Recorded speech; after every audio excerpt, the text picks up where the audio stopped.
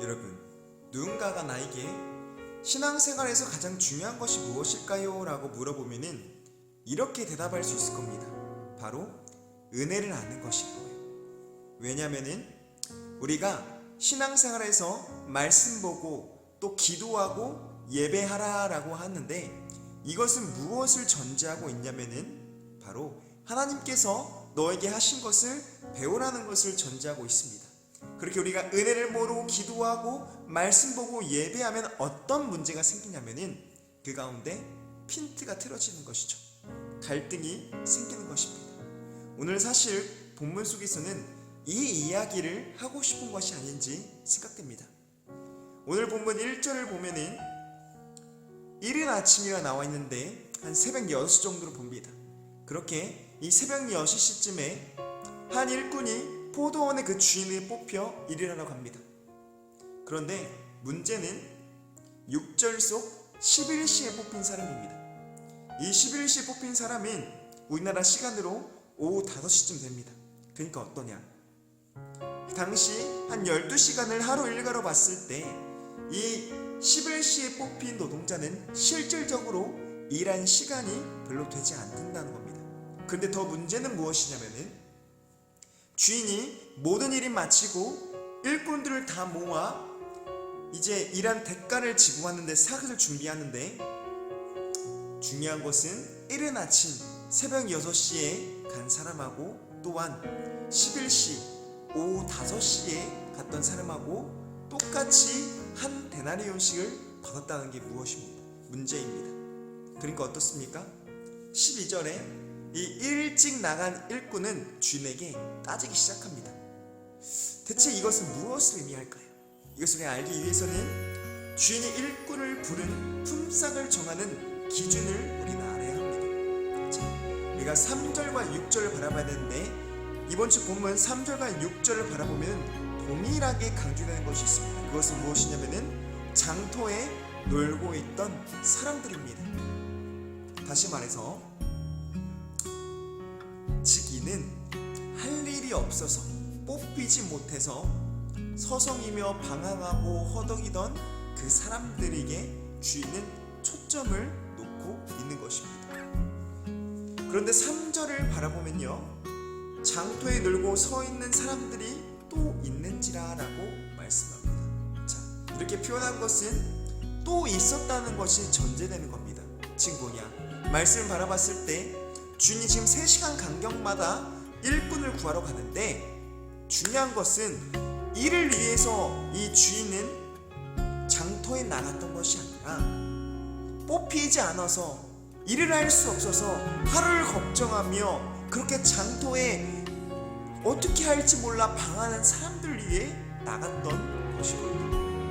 바로 주인은 놀고 있는 서성이는 사람들, 또 할 일 없어 서성이는 사람들, 다시 말할게요, 천국과 관계없이 살아가는 그 사람들을 안타깝게 생각하는 것입니다. 그러니까 어떻게 합니까?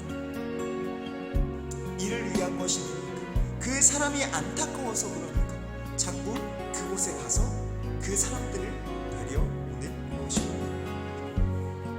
근데 여러분, 우리가 이 주인의 이 마음과 이 일꾼들의 그 마음을 통해서 예수님께서 무엇을 보여주고 싶은지를 알아야 하냐면, 자, 알려면은 우리가 마지막 11시에 들어온 이 오후 5시에 온 사람의 마음을 좀 알아야 됩니다. 자, 여러분, 7절을 보면은 이렇게 고백합니다. 우리를 쓰는 이가 없습니다 라고 그는 이야기합니다. 새벽 6시에 부름받는 사람은 아마 몸은 좀 힘들었지만은